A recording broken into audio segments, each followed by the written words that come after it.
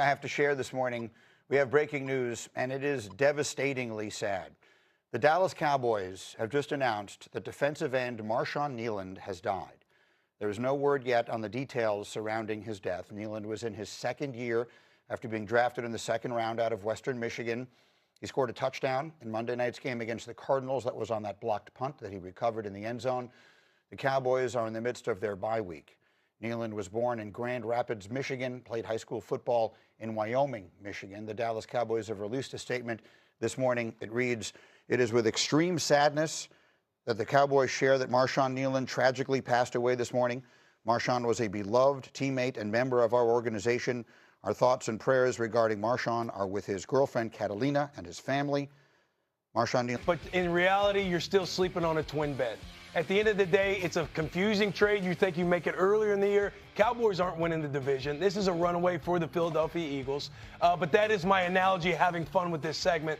Futon dorm room, you're still sleeping on a twin.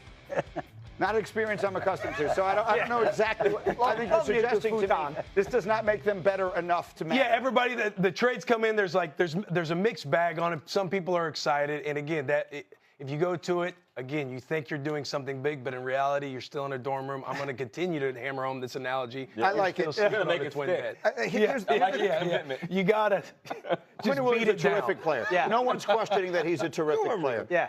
But, I mean, Seth Walder, who writes a column for us on ESPN, wrote a piece in which he said, for a team with a 7% chance of making the playoffs, which is what our analytics say, to trade a 1 and a 2 during the season to get an excellent defensive tackle is a very difficult one to understand. Does anyone here understand it? I would say, yeah, I think that two things can be true here. And I think that can be true. And you wonder why this move wasn't made weeks ago when there were other moves before the trade deadline being made, like the Bengals traded for Joe Flacco almost a month ago. Right. The Dallas Cowboys had these draft picks and cap space to go make these moves. But I think on the other side, Quinnen Williams is a dynamic player. I happened to be on the phone the other day with a GM after this trade had been made, and we were talking about the compensation involved. And I said, that's a lot. And the GM himself said, not really, not for a player like Quinnen Williams. So, yes, you say, well, why would you make this move now, this late in the season, when your playoff chances are diminished? But on the flip side, you say, hey, you're getting a frontline defensive tackle who can really upgrade this defense. Yep. Who's been the second best player on the Cowboys this year?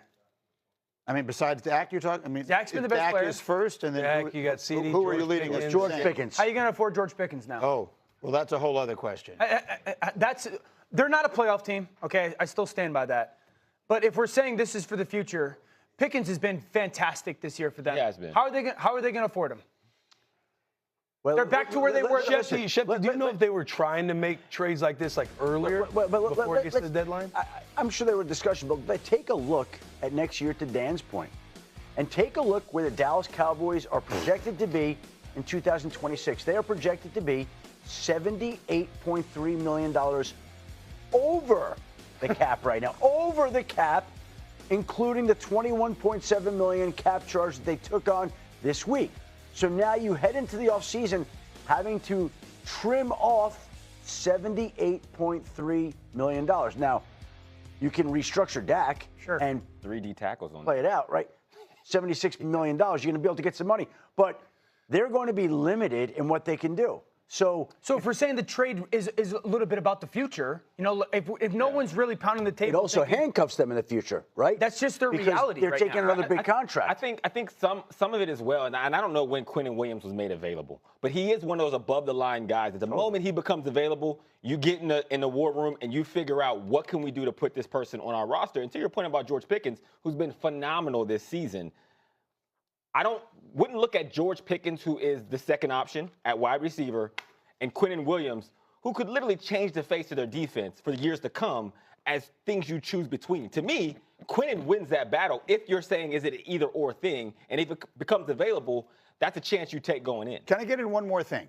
You said something at the very beginning of the show. I said I want to come back to it. This is the moment to come back to it. You talked about how the Buffalo Bills have a superstar quarterback, Josh Allen. No one debates it. You talk about how the Patriots seem to have an emerging superstar quarterback in Drake May. Certainly seems like it's going that way. Yeah. And then you said the Jets, with their 5 first-round picks in the next 3 drafts, are going to get their next quarterback, and that's something the league has to worry about. I can tell you right now that if I showed you my phone, all of the Jets little group text chats that I'm on, all my Jet fan friends, including Alan Hahn on the radio in New York, said to me the other day, the quarterback they want is Joe Burrow. That they think these delusional Jet fan friends of mine believe that with all these picks, they're going to pry Joe Burrow out of a situation in Cincinnati. And I keep telling them that is ludicrous. But I feel like I owe it to them to at least bring it up at the table. To look for hope. Well, here's what I would say to you right now. We have the New York Jets sitting here with 5 first-round draft picks the next 2 years, with the capability of doing whatever they want at the quarterback position. We have the Los Angeles Rams sitting here this offseason with 2 first-round draft picks. We have the Cleveland Browns sitting here this offseason with 2 first-round draft picks. We have maybe an extra quarterback in San Francisco. You're raising a question about Joe Burrow. There's questions in Arizona. We still are waiting for Trevor Lawrence to prove himself. This is a league that always has quarterback questions. This now, as much as ever, feels like an arms race with teams positioning themselves to make big moves for quarterbacks, whoever they are, whenever they are. We saw this week that anybody can be had. We saw that teams are willing to go nuts to get their guy. So why is it going to stop there? When it starts there, it's not going to stop. It's only going to increase. And there are some teams out there that have some major ammunition to go dangle to make things happen. Not anybody can be. That was beautiful. Joe Burrow cannot. No way. Jets, try all you want. I think it would be crazy for the Bengals to trade Joe Burrow. Outrageous. That being said, he's ended the last 3 seasons, they won't make the playoffs. He's ended 3 seasons on IR. If you're able to get a king's ransom, I could see it not being at 0%. I don't think it's smart. I was there when Carson Palmer. Let me ask you a question. How do you think we had Andy Dalton, and we flipped all these draft picks into what is probably the most successful stretch for Bengals franchise history from 2011 to 2016. Go, Shefty, go. We're just talking. How do you think Joe Burrow feels about the Bengals defense and the offensive line that's protected? I'm asking you a question. If I were Joe Burrow, I would want out of Cincinnati. You would? Yes. If I were Joe Burrow, that doesn't mean Cincinnati would be obliging to that. Hold on. That's where it gets interesting. Because if that's what he wants, and we have no idea what he wants, but if that's what he wants, it's over. It's over. Wow. And we have finally awakened our favorite companion, Salty Shefty, has entered the conversation. And there's nothing we love more. Any player, I get your point. Yep. Any player, when they're determined enough, if they want out, they're going to get out. Micah. Yep. As a Bengal, I'm very frightened right now about what you're saying to me. All right, we will. I didn't say anything. We'll continue. Cowboys Nation, today we speak from a place that goes beyond football, beyond schemes, beyond standings, beyond the trade deadline, beyond rivalries. Today begins with loss. Today begins with grief.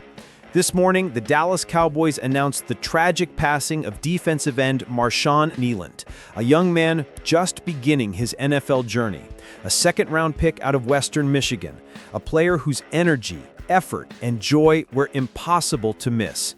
Just days ago, on Monday Night Football, he made one of the most emotional plays of the season, recovering a blocked punt in the end zone for a touchdown. He celebrated, the team celebrated, the fans felt it. It was a moment of pure adrenaline, pure football happiness. And now, that same player, that same energy, that same heartbeat is gone. The cause has not been released. The Cowboys organization released a statement calling him beloved, saying their prayers are with his girlfriend, Catalina, and his family. And that is where we must start. Because before football is a business, before it is a spectacle, before it is a playoff race, it is human beings, teammates, friends, brothers in the locker room who go to war together. Today, that locker room hurts. Today, the franchise hurts. Today, Cowboys Nation hurts. We honor Marshon Neland. We honor his family. We honor his memory. And now, we breathe. Because the season does not pause. The league does not slow down.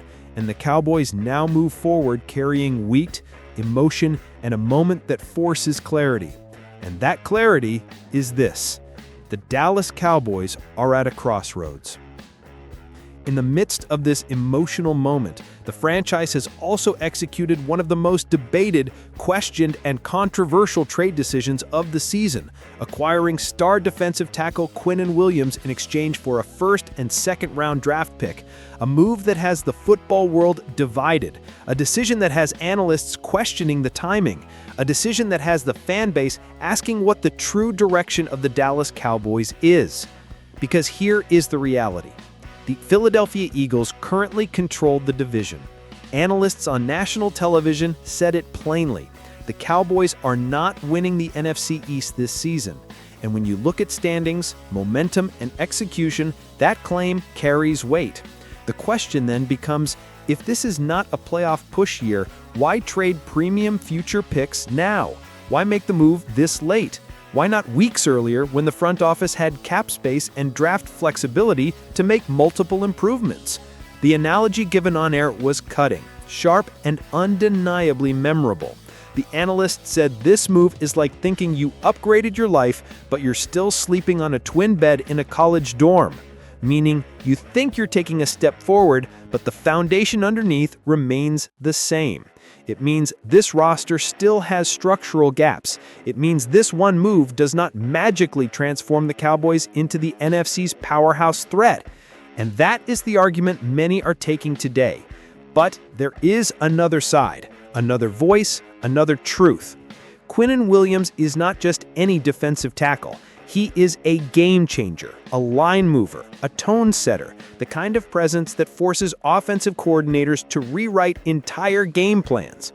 Multiple front office voices around the league have said that giving up a first and a second for a player of this caliber is not only justifiable, it is expected. Defensive tackle is one of the rarest, most premium positions in football, and when a player of this level becomes available, you move, you strike. You don't ask if the playoffs are likely, you ask, does this help you become the kind of team you want to be? Does this help reshape the identity of your defense for years to come? Because the Cowboys have lacked something defensively since the departure of Micah Parsons. They have lacked the fear factor, the intimidation, the presence that says, you will not run on us, you will not control the trenches. Quinnen Williams has the ability to change that, to bring back that defensive edge. And if the Cowboys are thinking multi-year window, not just immediate results, then this trade can be read as a foundational attempt to rebuild the defensive identity. But then comes the next complication, the salary cap. Multiple analysts highlighted this on air. The Dallas Cowboys are projected to be $78.3 million over the cap in 2026 season. That is a staggering number. That is a number that forces decisions. That is a number that says you cannot keep everyone. You cannot maintain young offensive skill pieces, defensive stars, and new contracts at premium positions without making sacrifices. Which leads to the next piece of controversy. George Pickens, the second best player on the Cowboys this season, a rising star, a player who has stepped into his identity, his confidence, his dominance, and the question is real. How do the Cowboys keep George Pickens in the future while carrying Quinnen Williams' contract, Dak's restructure, multiple defensive veterans, and an inflated cap? This is where the fan base divides again. Some say you cannot sacrifice the passing identity for defensive structure. Others say wide receivers come and go. Elite defensive trench players do not. Some say this team should be building to win today. Others say this team should be building to win in the next 2 seasons, not this one. Some say the Eagles are too strong. The division race is over. Why fight it? Others say the great teams do not wait. They take their shot when it appears, not when the league tells them the timing is right. Which side is correct? The truth is, no one knows yet. Because football is a results business. If Quinnen Williams elevates the Cowboys' defensive front to a new tier, this move will be seen as visionary. If the defense continues to struggle and the offense falters, this move will be remembered as reckless. And that is where we are now, Cowboys Nation. Between vision and risk, between hope and doubt, between future and present, between emotion and reality. The passing of Marshon Neland reminds us that these players are people, human beings, brothers. This locker room now has to pull together. This team now must decide what identity they will carry forward. Will they crumble or will they rally? Will they break or will they unite? And as for the trade, the cap, the direction of the franchise, this is the time where the front office must prove that it has clarity, conviction, and a direction strong enough to carry through storm, criticism, and pressure. So I turn to you, Cowboys Nation. What do you believe this trade means? Is this the beginning of a new defensive era? Or is this a rust move in a season that may not be salvageable? Does adding Quinnen Williams move the Cowboys closer to contention? Or does the looming cap crisis make this the start of a painful transition? And most importantly, what does this team mean now emotionally after losing Marshon Neland? Because sometimes it takes heartbreak to reveal identity.